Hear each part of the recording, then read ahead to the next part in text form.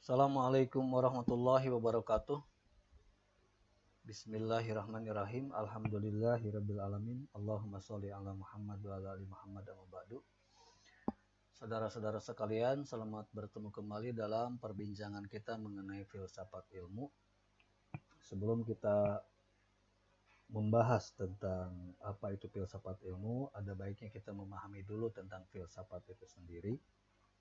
Dan dalam penjelasan singkat ini, agar tidak lebih rumit lagi, maka saya hanya akan membacakan saja apa yang sudah dituliskan di dalam slide presentasi berikut ini.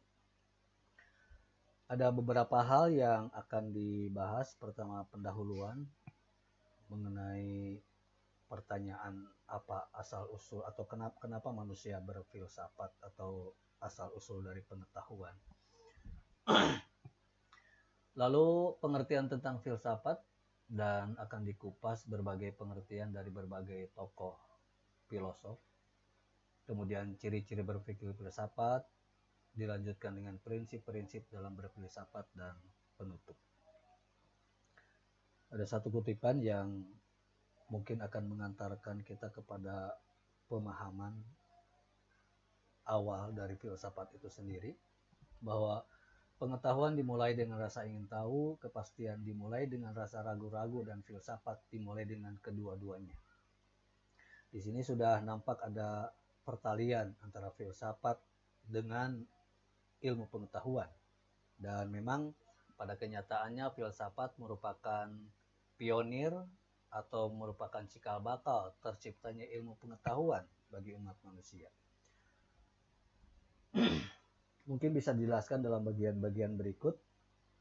Mengapa sih manusia berfilsafat, atau apa asal-usul dari filsafat dan pengetahuan? Dikemukakan bahwa manusia itu memiliki akal budi, tapi juga manusia memiliki rasa trauma dan aporia. Akal budi manusia merupakan daya atau anugerah dari Tuhan yang diberikan kepada makhluk yang disebut manusia, yang membuat manusia kemudian berpikir lalu kemudian mengajukan pertanyaan-pertanyaan, sehingga kemudian bertanya adalah berpikir, dan berpikir dimanifestasikan dalam bentuk pertanyaan. Apa yang ditanyakan oleh manusia? Yang ditanyakannya adalah seputar apa yang ada pada diri mereka sendiri dan apa yang ada di sekitar manusia.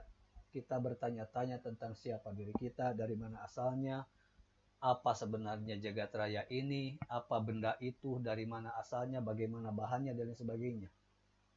Itu semua menjadi pertanyaan-pertanyaan bagi manusia yang memang memiliki kehausan intelektual atau intellectual curiosity. Itu adalah fitrah dari manusia. Nah, pertanyaan-pertanyaan itu pada awalnya didapati jawabannya berdasarkan mitos-mitos. Jadi pada masa konon, pada masa sebelum manusia berpikir, atau dalam catatan mungkin sebelum para filosof Yunani berpikir, pada awal sekitar 600 tahun sebelum kelahiran Yesus, pada awalnya pertanyaan-pertanyaan itu dijawab oleh mitologi, oleh mitos.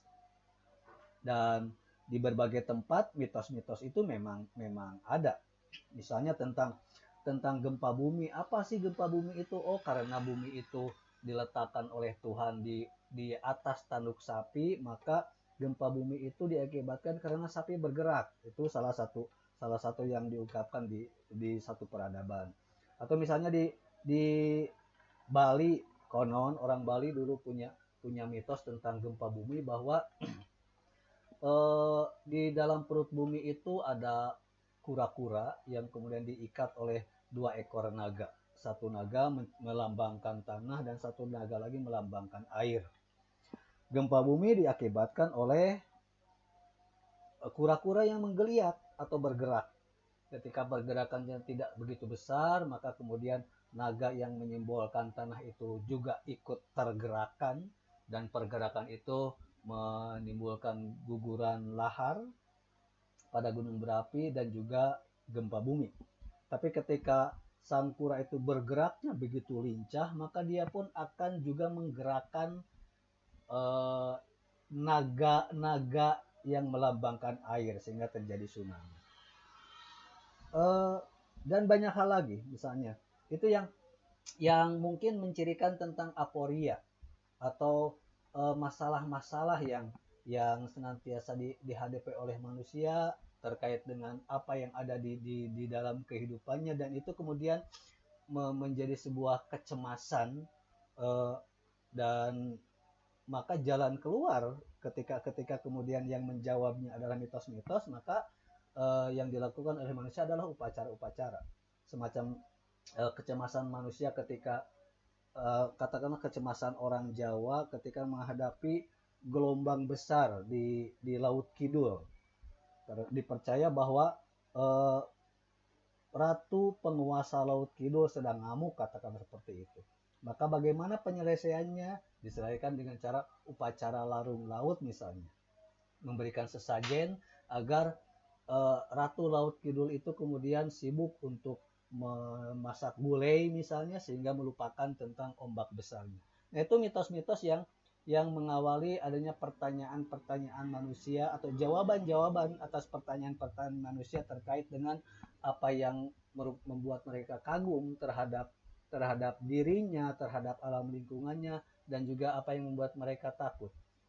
Contoh kekaguman yang dijawab dengan mitos-mitos misalnya tentang kekaguman orang Jawa Barat atau orang Sunda dengan keindahan Gunung Tangkuban Parahu. Maka yang ketika bertanya apa itu Gunung Tangkuban Parahu atau apa itu gunung, oh itu adalah perahu yang ditendang oleh kemarahan dari sang Kuryang karena gagal untuk menikahi Dayang Sumbi, sehingga kemudian perahu yang tadinya dari pantai itu mengapung lalu kemudian jatuh di tengah-tengah batas antara Subang dengan Bandung misalnya, seperti itu. Nah, itu awal-awal jawaban-jawaban yang didapati oleh manusia terkait dengan berbagai fenomena yang dihadapinya. Namun seiring dengan waktu manusia mulai berpikir untuk memahami tentang asal-usul semuanya itu, mengetahui tentang hakikat semuanya itu. Apa sih gunung itu? Ketika kemudian manusia sudah mulai berpikir, lalu tercipta ilmu pengetahuan, maka diketahui bahwa gunung itu merupakan dampak dari adanya tabrakan lapisan bawah bumi misalnya, atau lapisan batuan bumi yang kemudian menjadikan gunung-gunung. Atau silakan kalian tanyakan kepada pakar geologi misalnya, seperti itu.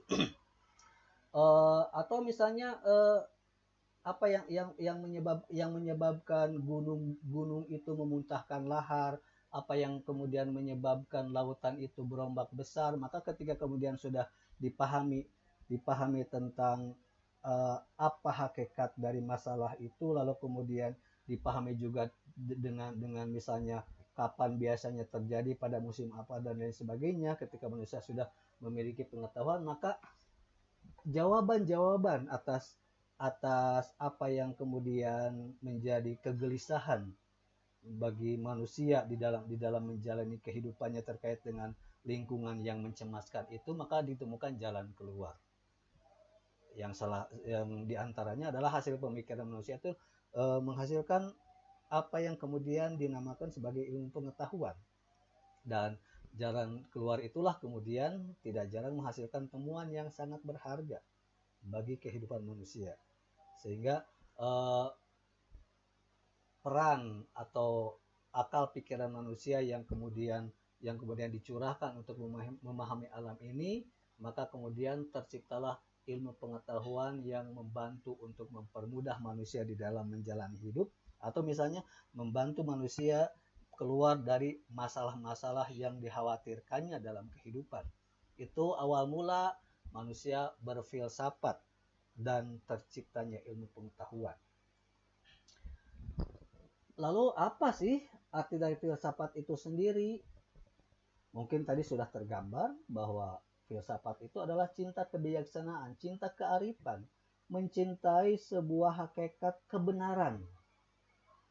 Orang Arab mengistilahkannya dengan filosofi, dan itu juga merupakan penerjemahan dari kata filosofia dari bahasa Yunani yang kemudian diartikan dengan al-hikmah atau kebijaksanaan itu. Sehingga kemudian para filosof disebut sebagai orang-orang yang mencintai kebijaksanaan. Orang-orang yang mencintai tentang kebenaran yang hakiki, bukan kebenaran yang palsu, bukan kebenaran yang ditutup-tutupi dengan ketidaktahuan sehingga memunculkan mitos-mitos atau kebohongan-kebohongan lah, katakanlah seperti itu. Itu pengertiannya, dan beberapa filosof kemudian mengemukakan tentang pengertian dari filsafat itu sesuai dengan bidang-bidang peminatan mereka.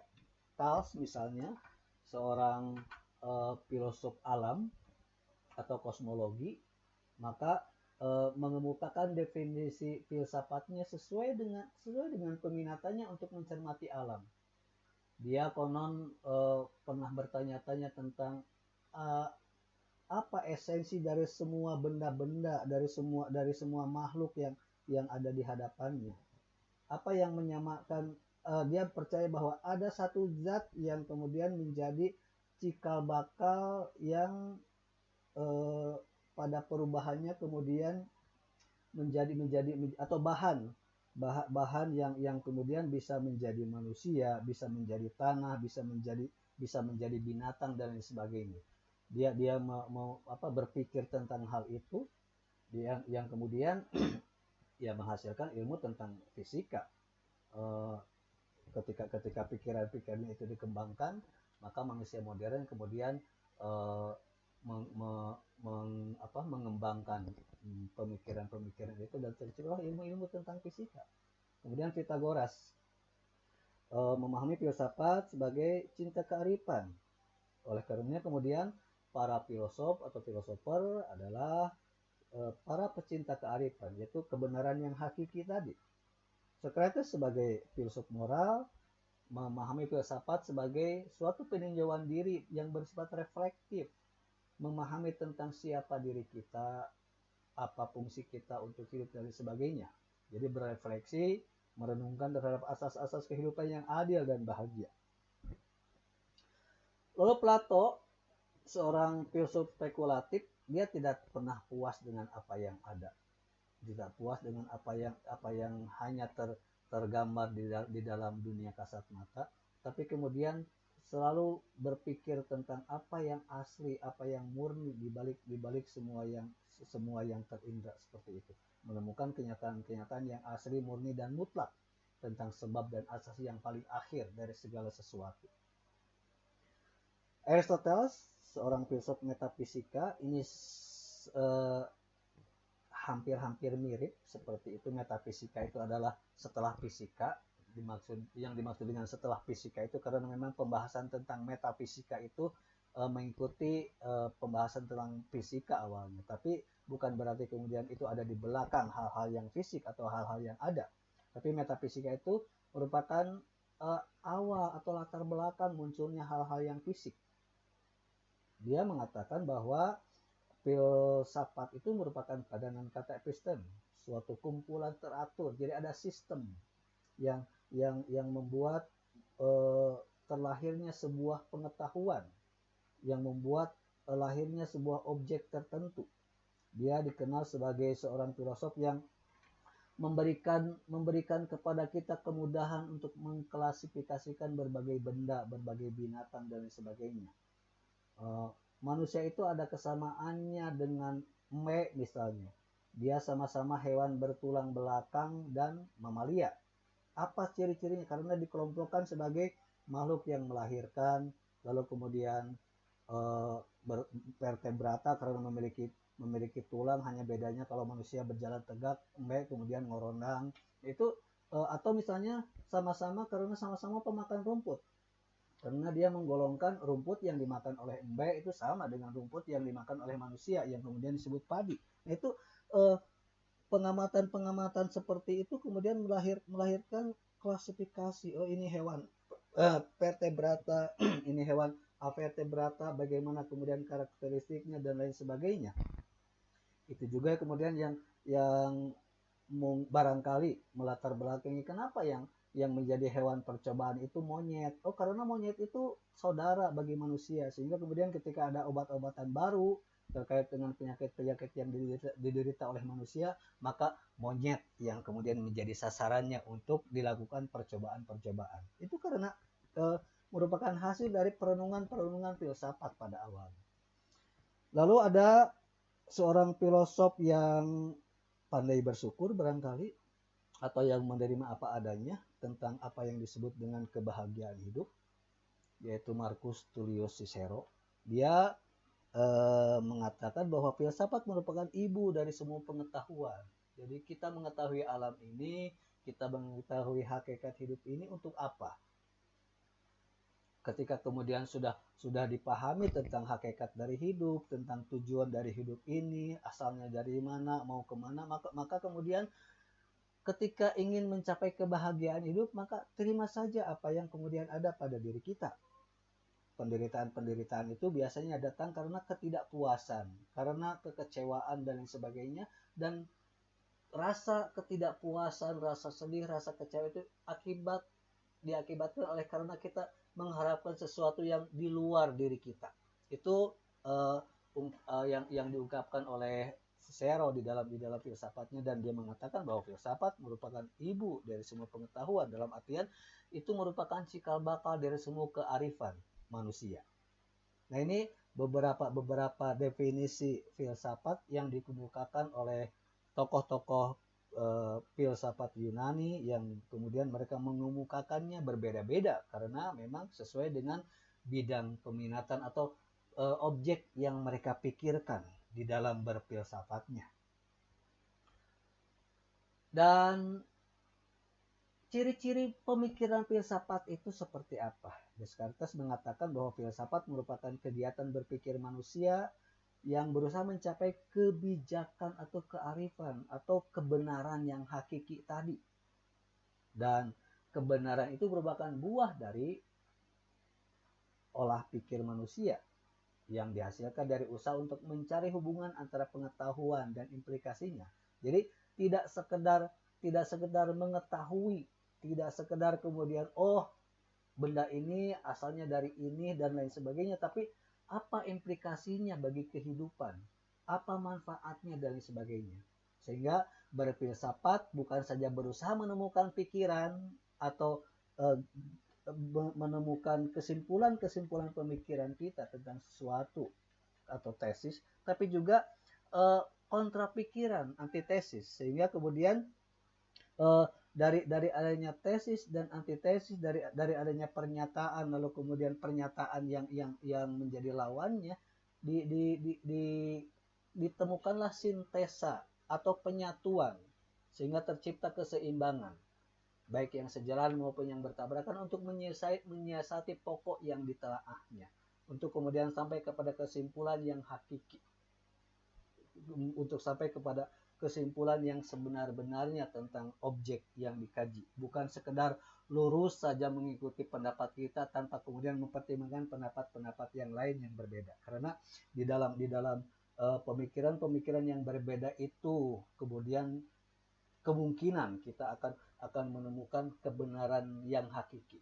Sudut pandang kita seperti apa, sudut pandang orang lain seperti apa, dan ketika disintesakan kemudian disatukan, maka kemudian akan menjadi sebuah kebenaran yang universal, benar bagi kita dan benar juga bagi yang lain. Itu yang menjadi ciri-cirinya, dan secara lengkapnya ciri-ciri pemikiran filsafat itu ada banyak yang saya tulis di sini, silahkan saja dipahami. Ada berpikir filsafat itu kritis, bukan sekedar menerima kenyataan apa adanya, termasuk menerima pandangan orang lain, atau misalnya kita menerima sesuatu karena ini diungkapkan oleh seorang tokoh agama, ini diungkapkan oleh orang tua dan lain sebagainya, tapi dengan tadi bahwa berfilsafat itu diawali dengan keraguan-raguan atau diawali dengan rasa ingin tahu, maka itu digunakan bukan untuk kemudian menyikapi secara apatis tentang kebenaran-kebenaran yang dikemukakan oleh orang lain, tapi justru itu harus menjadi pandangan diri kita sendiri dengan cara terus menerus untuk kemudian bertanya-tanya tentang kebenarannya yang hakiki, kritis, tidak asal menerima. Kemudian kreatif dan inovatif, berusaha untuk kemudian menajamkan akal budi sehingga mampu memunculkan inspirasi atau gagasan-gagasan yang baru, yang bisa merespon tuntutan zaman. Tidak bisa kemudian kita hanya berkutat kepada apa yang sudah dihasilkan oleh katakanlah oleh leluhur kita, oleh orang-orang tua kita, karena mungkin zaman kalian beda dengan zaman saya. Saya tidak pernah kuliah dengan kondisi yang seperti ini, tapi kalian sekarang kemudian dipaksa ada dalam kondisi kuliah secara online, oleh karenanya kalian lebih paham tentang dunia teknologi informasi dan lain sebagainya misalnya. Dan itu membutuhkan inovasi-inovasi, termasuk inovasi di dalam cara belajar mengajar yang kita lakukan hari ini. Kemudian kontekstual, seperti tadi, kreatif inovatif untuk menjawab tuntutan zaman. Kemudian kontekstual, menunjukkan bahwa pikiran bukan sekedar ide, tapi bisa dirasakan sebuah realitas eksistensi dengan konteksnya yang nyata dan jelas. Tidak sekedar ngacablak kemudian tidak ada dampaknya bagi kebaikan di dalam kehidupan umat manusia. Lalu sistematis dan analitis. Nah, ini yang kemudian nanti akan sangat banyak kaitannya. Semuanya ada kaitannya dengan filsafat ilmu, tapi kita akan berbicara ini secara khusus dalam kajian tentang epistemologi misalnya. Ada keteraturan di dalam berpikir, bagaimana menghasilkan sebuah ilmu misalnya seperti itu. Jadi tidak ngacak kemudian menyimpulkan sesuatu tanpa kemudian ada sistem yang sistem penalaran yang ajeg, yang itu bisa dijadikan sebagai argumentasi kebenaran, juga bisa dijadikan sebagai alat untuk memverifikasi kebenaran itu sendiri. Sistematis dan analitis. Dan abstrak, yaitu tidak hanya berpikir pada apa yang ada saja, tapi kemudian melampaui itu sehingga menghasilkan sebuah konsep atau gagasan yang kemudian bisa diterapkan kepada hal-hal yang sifatnya parsial seperti itu. Dan banyak lagi yang kemudian menjadi ciri-ciri dari berpikir filsafat. Komprehensif holistik, bersifat menyeluruh dan utuh, tidak terlepas-lepas, karena antara katakanlah satu peristiwa dengan peristiwa lainnya di dalam kehidupan kita itu kadang-kadang saling berkaitan, atau misalnya ada hubungan yang merupakan hubungan timbal balik antara kita dengan lingkungan di sekitar kita, dengan alam lingkungan, dengan binatang dan lain sebagainya. Kenapa hari ini banyak binatang-binatang yang menjarah pertanian ladang para petani, yang kemudian kenapa banyak hewan buas yang melahap binatang ternak para peternak? Itu karena kita tidak berpikir secara universal. Kita tidak berpikir secara komprehensif. Kita hanya membangun demi kepentingan manusia saja tanpa kemudian mempertimbangkan tentang bagaimana alam di sekitar kita, bagaimana dengan binatang yang terganggu ekosistemnya dan lain sebagainya. Itu antara lain acuannya ke sana tentang komprehensif, holistik, kemudian universal.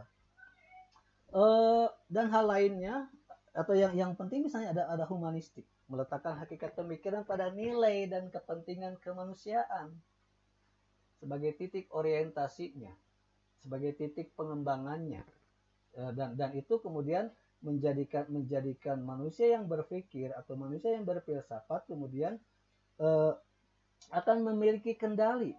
Atau dalam hal ini misalnya ketika kita mengembangkan sebuah ilmu pengetahuan, maka apa manfaatnya ini bagi manusia? Itu nanti kalian akan bahas dalam diskusi tentang aksiologi.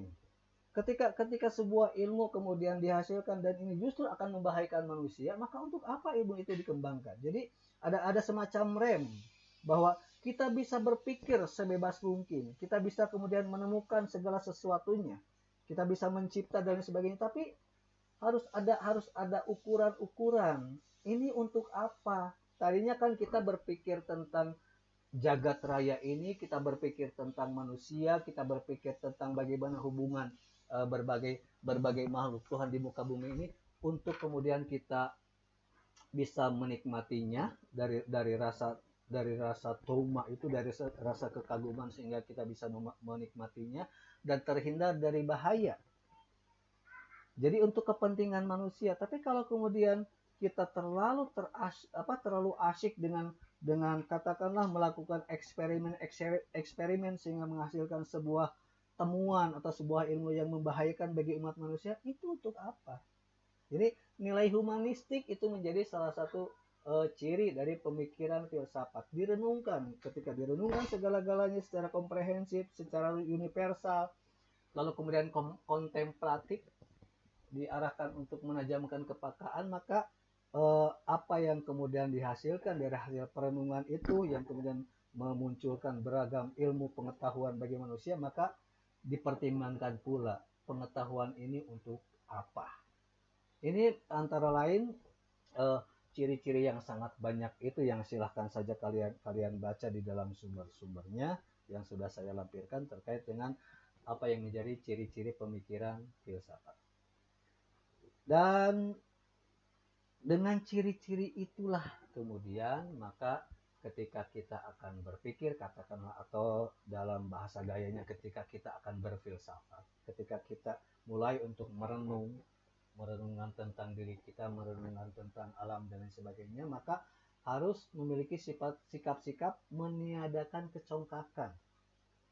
Seseorang yang mulai berfilsafat harus mampu mengendalikan dirinya, terutama sikap merasa diri sudah tahu tentang hal yang dipelajari. Kalian sudah semester 4, sudah belajar banyak tentang masalah linguistik, tiba-tiba kemudian menjadi congkak bahwa saya sudah tahu tentang bahasa, saya sudah tahu tentang sastra dan sebagainya, tanpa dengan perspektif pikiran sendiri yang sempit. Nah, meniadakan kecongkakan. Kemudian kesetiaan pada kebenaran. Karena tadi filosof itu atau filosofia adalah cinta kebajikan, cinta kebenaran, cinta kearifan, maka yang menjadi orientasinya adalah kebenaran. Bukan sekedar untuk mendapatkan nilai yang bagus tanpa kemudian mengemukakan apa yang sejatinya harus dikemukakan sebagai sebuah kebenaran. Kesetiaan pada kebenaran. Sehingga kemudian ketika kita yakin sesuatu itu benar, maka kita akan memiliki keberanian untuk mempertahankan kebenaran itu. Dan itu akan melahirkan sikap jujur. Jujur di dalam berpendapat, jujur di dalam membuat sebuah karya ilmiah, jujur di dalam mengemukakan temuan-temuan. Misalnya kalian nanti akan diuji untuk membuat skripsi, maka ketika kemudian orientasinya adalah saya ingin menemukan kebenaran tentang masalah yang saya pertanyakan di dalam skripsi itu, maka tidak ada istilahnya misalnya kecurangan, tidak ada kemudian kebohongan untuk mengungkapkan data-data dan lain sebagainya. Tidak ada kecurangan untuk kemudian memasukkan karya-karya orang lain dan lain sebagainya. Itu yang kemudian menjadi prinsip-prinsip di dalam berfilsafat, dan itu pula yang kemudian pada akhirnya akan menjadi prinsip juga di dalam kesetiaan pada kebenaran untuk mengembangkan ilmu pengetahuan. Lalu memahami secara sungguh-sungguh setiap persoalan dan berusaha untuk memikirkan jawabannya. Dan berfilsafat itu merupakan latihan intelektual untuk menajamkan pikiran kita, dilakukan secara aktif dari waktu ke waktu, kemudian diungkapkan baik secara lisan maupun tulisan. Jadi kenapa dalam setiap sesi kuliah ada semacam penugasan bagi mahasiswa untuk membuat makalah misalnya. Kenapa sih harus ada topik-topik yang dibuat dalam forum diskusi kelompok? Itu antara lain sebagai sebuah latihan intelektual, bahwa kalian tidak harus selalu disuapi. Mahasiswa adalah calon-calon pemikir yang nantinya harus mempertanggungjawabkan tentang ilmu yang dikembangkannya, maka harus ada latihan-latihan ke arah itu sebelum kalian menjadi seorang ilmuwan yang sebenar-benarnya.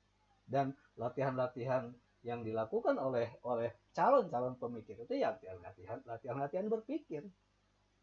dan diungkapkan baik ketika mempresentasikan makalahnya misalnya secara lisan, maupun kemudian dilihat dari bagaimana merumuskan gagasan-gagasan atau temuan-temuan atau karyanya itu dalam tulisan-tulisan ilmiah yang bisa diperiksa dan bisa dipertanggungjawabkan sesuai dengan uh, sistematika ilmiah atau metode-metode ilmiah. Kemudian keterbukaan diri, tidak merasa paling benar, tidak berpandangan sempit atau memihak pada suatu pandangan tertentu. Tidak karena misalnya kalian dulu punya guru yang hebat, lalu kemudian pendapat-pendapat orang lain dikesampingkan. Tidak kemudian karena kalian katakanlah kalau di dalam agama itu bermadhab anu, lalu kemudian menganggap bahwa madhab yang lain itu salah. Jadi filsafat itu menyangkut seluruh pengalaman dan menyentuh semua aspek kehidupan manusia. Oleh karena bagian-bagian dari apa yang kita anggap benar mungkin akan lebih lengkap ketika kemudian kebenaran-kebenaran itu juga dipadukan dengan kebenaran-kebenaran dari yang lain. Tadi itu bahwa kita itu tidak boleh asik melihat segala sesuatu hanya dari perspektif sendiri, tapi kemudian harus dikaitkan dengan apa yang menjadi perspektif orang lain, dan sehingga kita bisa mendapati sebuah kesimpulan yang memuaskan semua. Dan itu diawali dengan sikap rasionalitas atau keterbukaan. Terbuka bahwa kita mungkin mengacu kepada sebuah kebenaran, tapi itu parsial. Maka kebenaran yang universal, kebenaran yang kemudian holistik itu ketika kita menggabungkan kebenaran-kebenaran yang dicapai oleh manusia banyak. Dan dalam bagian penutup mungkin kita akan mendapati contoh-contoh seperti itu. Saya ungkapkan di sini untuk pelajaran bagi kita terkait dengan pepatah yang diungkapkan oleh Cicero tadi, atau yang saya coba kaitkan dengan apa yang diungkapkan di dalam ayat Al-Quran, agar kita tidak terjebak pada kesalahan yang terus berulang dalam satu peristiwa yang sama atau dalam tempat yang sama, dan itu yang kemudian membuat kita disebut sebagai seorang idiot atau seorang yang dungu. Maka ya kita harus mawas diri bahwa kita bisa berbuat salah, tapi kemudian kalau kita terus-terusan kemudian mengasah pikiran kita, mengasah kepekaan kita, maka hal-hal yang kemudian pernah kita lakukan itu menjadi pengalaman, dan itu kemudian menjadi bagian untuk kita bisa keluar dari keterjebakan kesalahan-kesalahan yang berulang-ulang. Dan ini merupakan salah satu ciri dari orang bertakwa, sebagaimana yang diungkapkan oleh Allah dalam surat Ali Imran. Jadi orang-orang yang takwa itu adalah bukan orang-orang yang suci yang tidak pernah salah sama sekali, tapi orang-orang yang takwa adalah apabila mereka mengerjakan perbuatan keji atau menganiaya dirinya sendiri, mereka ingat pada Allah, lalu memohon ampun atas dosa-dosanya. Dan siapa lagi yang dapat mengampuni dosa selain Allah? Namun setelah itu tidak berhenti sampai di situ. Tidak berhenti ketika kita berdosa kemudian istighfar dan cukup dengan itu, tapi itu dijadikan sebagai sebuah pelajaran, dan mereka tidak meneruskan perbuatan kejinya itu sedang mereka mengetahui. Jadi saya pikir ini yang mungkin perlu menjadi perenungan bagi kita. Wajar ketika kita misalnya sebelum memahami segala sesuatu kita berbuat kesalahan, tapi dengan terus-menerus melatih kepekaan kita, melatih ketajaman berpikir kita, banyak membaca, tidak bersikap a priori terhadap pendapat orang, terbuka dengan berbagai kebenaran, maka apa yang dulu menjadi atau apa yang pernah kita lakukan sebagai sebuah kesalahan-kesalahan, maka kesalahan-kesalahan itu dapat kemudian kita hindari untuk tidak membuat kita terjerembab pada label sebagai orang yang ideal atau orang yang dungu seperti itu.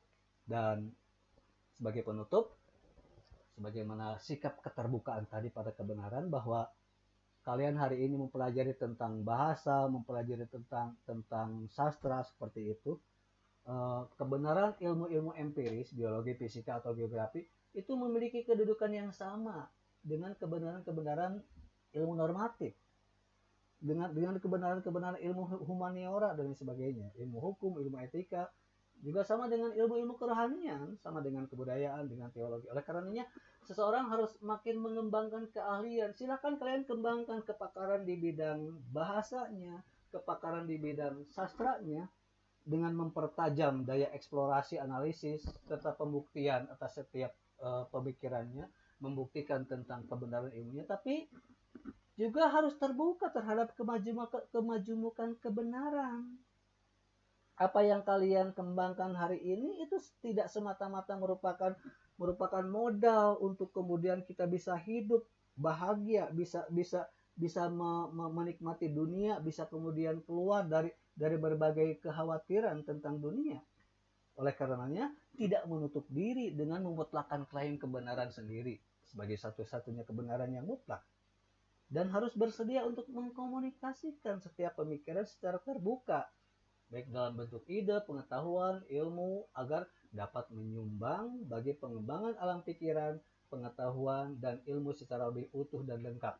Dan itu yang kemudian akan sangat bermanfaat bagi eksistensi kita sebagai manusia. Wallahu alam, barangkali hanya itu yang dapat saya sampaikan. Mudah-mudahan ketidakjelasan dari apa yang saya paparkan itu membuat kalian semakin penasaran, semakin bertanya-tanya, tidak lekas percaya dengan apa yang diungkapkan, tapi membuat kalian semakin jauh untuk kemudian berpikir, semakin dalam untuk merenungkan dan mencari sampai kemudian menemukan kebenaran yang hakiki tentang apa yang disebut dengan filsafat itu. Karena hanya ini yang dapat saya sampaikan dari perspektif saya. Maka kalian kemudian bisa mendengarkan ini sebagai langkah awal untuk kemudian melangkah lebih jauh lagi untuk menemukan kebenaran-kebenaran yang sejatinya. Terima kasih atas atensinya. Mohon maaf atas kekeliruan yang saya lakukan. Dan saya insya Allah akan memperbaiki kekeliruan itu ketika kalian mengkritisinya. Billahi taufiq wal hidayah. Wassalamualaikum warahmatullahi wabarakatuh.